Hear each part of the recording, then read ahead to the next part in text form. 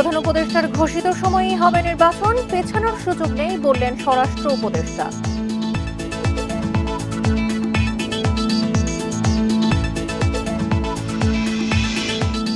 Vote বিলম্বিত করতে বিভ্রান্তিমূলক বক্তব্য রুখে দাঁড়াবে জনগণ, গণতান্ত্রিক উত্তরণে ঐক্যবদ্ধ থাকার আহ্বান সালাউদ্দিন আহমেদের।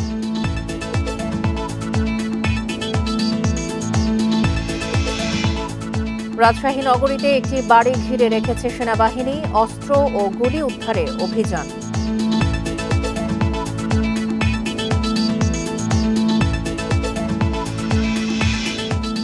চাঁপাইনবাবগঞ্জে মহিলা মাদ্রাসায় 2 শিক্ষার্থীর রহস্যজনক মৃত্যু, মধ্যরাতে হঠাৎ অসুস্থতা।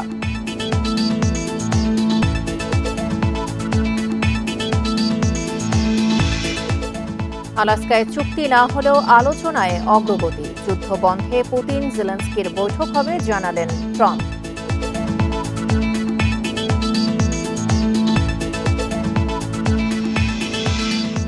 স্বাগত বিরতিহীন সংবাদ দুপুরে আপনাদের সাথে আছি সঞ্চারে মজিদ তমা। শুনছিলেন শিরোনাম, চলে যাচ্ছে পুরো খবরে। প্রধান উপদেষ্টার ঘোষিত সময়েই জাতীয় নির্বাচন হবে, পেছানোর কোনো সুযোগ নেই বলে জানিয়েছেন স্বরাষ্ট্র উপদেষ্টা জাহাঙ্গীর আলম চৌধুরী। সকালে রাজধানীর মোহাম্মদপুরের কৃষি মার্কেটে নিষিদ্ধ পলিথিনের উৎপাদন, পরিবহন ও বিপণন রোধে জনসচেতনতামূলক কার্যক্রমে এসব কথা বলেন তিনি। পরে চাঁদাবাজি প্রসঙ্গে স্বরাষ্ট্র উপদেষ্টা বলেন, মিরপুর ও মোহাম্মদপুর এলাকায় চাঁদাবাজি বেশি হয়। এসব এলাকার পাশাপাশি সারা দেশে অভিযান চলমান রয়েছে।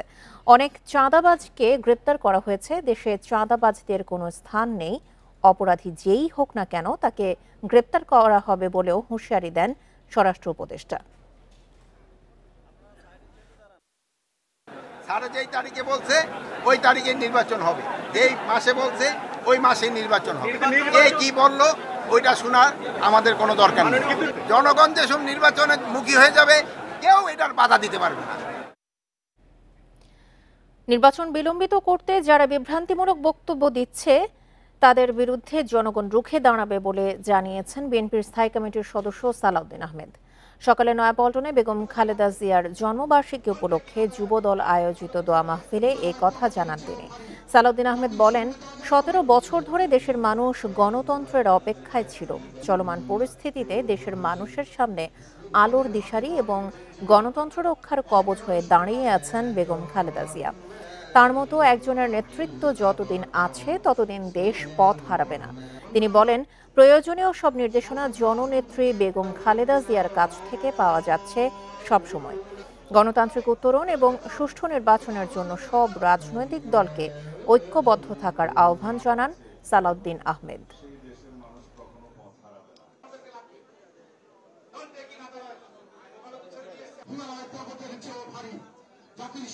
বাংলাদেশের মানুষের সামনে আলোর দিশারি হিসাবে, পথ প্রদর্শক হিসাবে আল্লাহ রাব্বুল আলামিন তাকে আরো দীর্ঘায়ু করুন, শতায়ু করুন, বাংলাদেশের মানুষের আকাঙ্ক্ষা পূরণ করুন। রাজধানীর বাংলা মোটরে জাতীয় নাগরিক পার্টি এনসিপির কার্যালয়ের সামনে ও ধানমন্ডির রাসেল স্কোয়ারে ককটেল বিস্ফোরণ হয়েছে, তবে কোনো হতাহতের খবর পাওয়া যায়নি। শুক্রবার রাত 11:50 দিকে এনসিপির কার্যালয়ের সামনের সড়কে একটি ককটেল বিস্ফোরণ ঘটে, তবে এই ঘটনায় হতাহতের কোনো খবর পাওয়া যায়নি।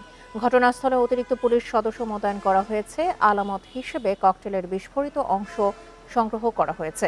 এদিকে রাতে ধানমন্ডির রাসেল স্কোয়ারেও ককটেল বিস্ফোরণের ঘটনা ঘটেছে।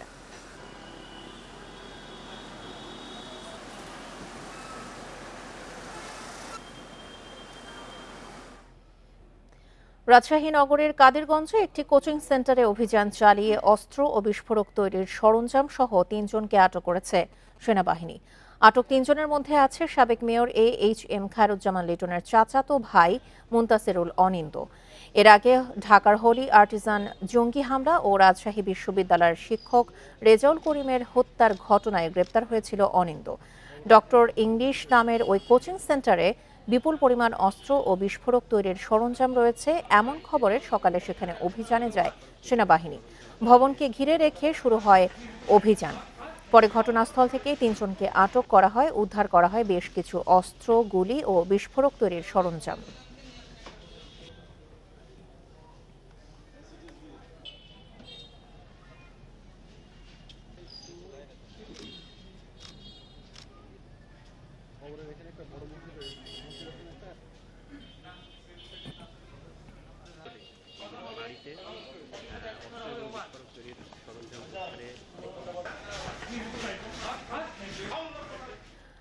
অস্ত্র ও গুলি উদ্ধারে রাজশাহী নগরের একটি কোচিং সেন্টারে অভিযান চালাচ্ছে সেনাবাহিনী। এ বিষয়ে বিস্তারিত জানাতে যোগ দিচ্ছেন আমাদের সহকর্মী মুস্তাফিজুর রহমান। মুস্তাফিজ, এখন পর্যন্ত সেনাবাহিনীর অভিযান চলমান আছে কিনা? সকাল থেকে তো শুরু হয়েছে, পুরো এলাকার পরিস্থিতি এখন কেমন?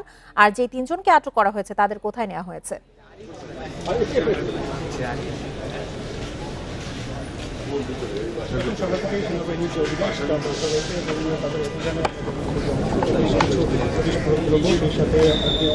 উদ্ধার করা হয়েছে এবং এর মধ্যে আমরা দেখেছিলাম যে পুলিশের যে বন্দুকযুদ্ধ ইউনিট রয়েছে সেই সদস্যকে তারা এসেছে, সেই টিমটি এসেছেন এবং ঘটনাস্থল থেকে কয়েকটি বিস্ফোরক কিন্তু নিষ্ক্রিয় করেছেন। এবং এখন যে অভিযানটি চলছে সেটি ঠিক এই যে কোচিং সেন্টার রয়েছে, কোচিং সেন্টারের সামনেই অর্থাৎ পশ্চিমে একটি মসজিদের পাশে বড় পুকুর রয়েছে, সেই পুকুরে অস্ত্র রয়েছে ঠিক এই ধরনের একটি তথ্যর ভিত্তিতে সেখানে কিন্তু ডুবুরি নামানো হয়েছে এবং তারা সেখানে কাজ করছে এবং তাদের যে ডুবুরি অপারেশন সেটি কিন্তু চলছে। এবং কিছুক্ষণের মধ্যে আমরা দেখলাম যে ডুবুরির 2 জন সদস্য কিন্তু এর মধ্যে পানিতে নেমেছে এবং তারা অস্ত্র সন্ধান করছে এবং তথ্য আছে যে এখানে হয়তো অস্ত্র থাকতে পারে, এই ধরনের কিছু তথ্য রয়েছে। সেই তথ্যের ভিত্তিতেই কিন্তু তাদের যে অভিযান সেটি অভিযান অব্যাহত রয়েছে এবং তারা বলছিলেন, একাধিক সূত্র বলছে যে অনিন্দ্য সহ তার যে 2 সহযোগীকে সেনাবাহিনীর হেফাজতে নেওয়া হয়েছে, তাদের জিজ্ঞাসাবাদও করা হয়েছে এবং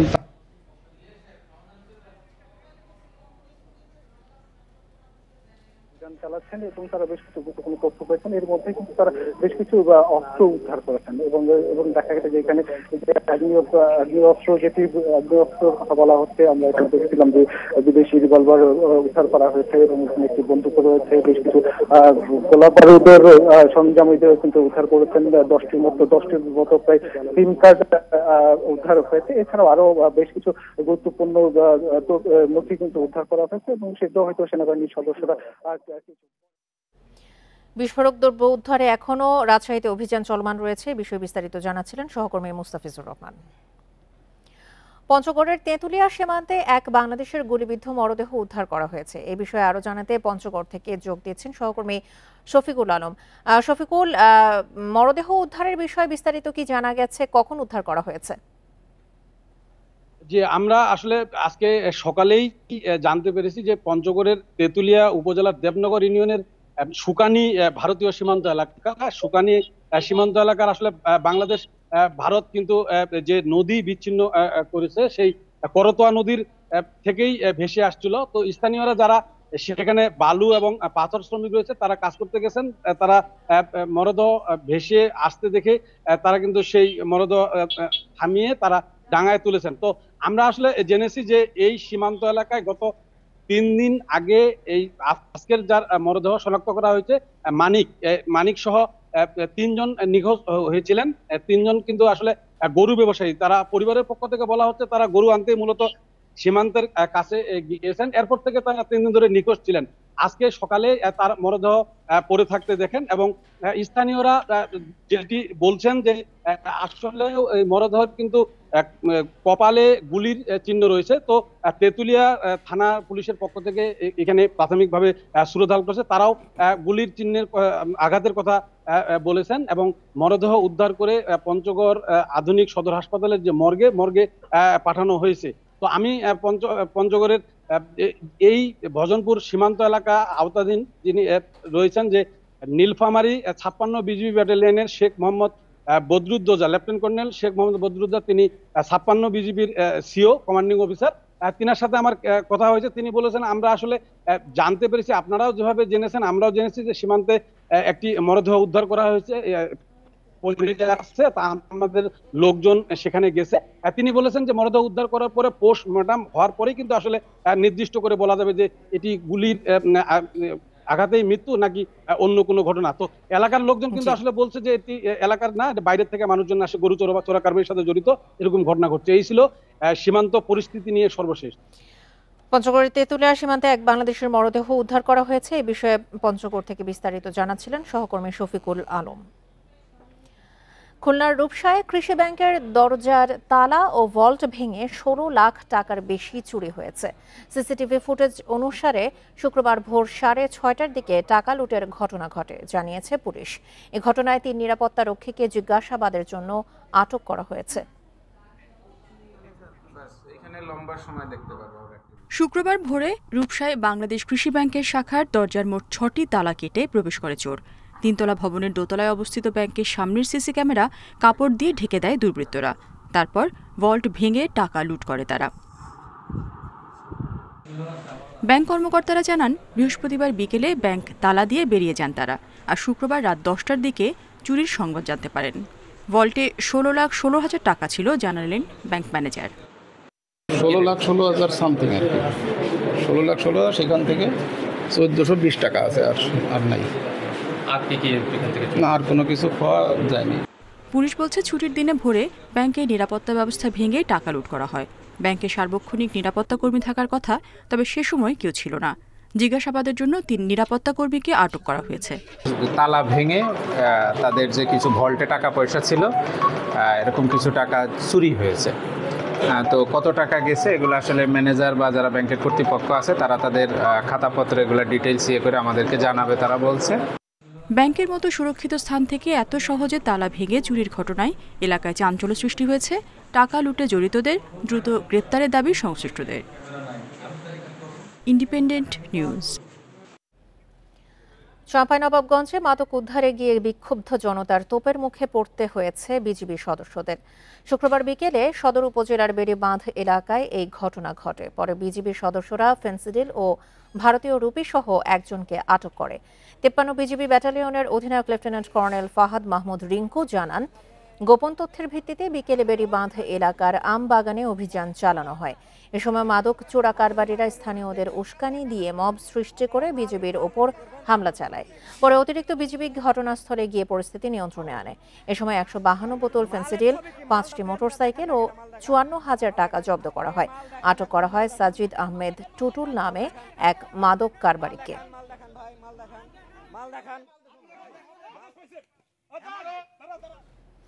চাঁপাইনবাবগঞ্জের গোমস্তাপুরে একটি মহিলা মাদ্রাসায় ২ আবাসিক শিক্ষার্থীর রহস্যজনক মৃত্যু হয়েছে। মধ্যরাতে পেট ব্যথা ও বমির উপসর্গ নিয়ে মারা যান তারা। মৃত তানিয়া খাতুন ও জামিলা খাতুন শেফালি বেগম মহিলা হাফিজিয়া মাদ্রাসার ছাত্রী ছিলেন।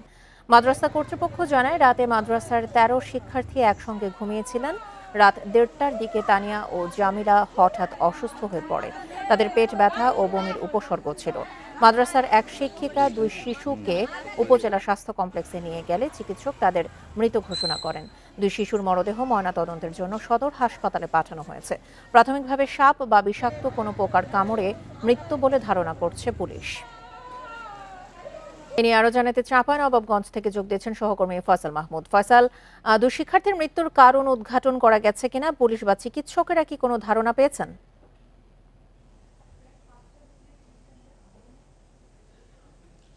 দেখুন, ২ শিশুর মরদেহ এখন চাঁপাইনবাবগঞ্জ ২৫০ শয্যা বিশিষ্ট জেলা হাসপাতালে রয়েছে। তাদের কিছুক্ষণ পরে আসলে তাদের ময়নাতদন্ত শুরু হবে। আমরা প্রাথমিকভাবে আসলে পুলিশ এবং চিকিৎসকদের পক্ষ থেকে যেটা জানতে পেরেছি, চিকিৎসক অর্থাৎ গোমস্তাপুর উপজেলা স্বাস্থ্য কমপ্লেক্সে যে চিকিৎসকরা রয়েছেন তারা যেটা বলছেন যে আসলে তাদের যখন নিয়ে আসা হয় তখনই হচ্ছে যে নিয়ে আসার আগে এক শিশু মারা যায় এবং পরবর্তীতে চিকিৎসাধীন অবস্থায় আরেক শিশু মারা যায়।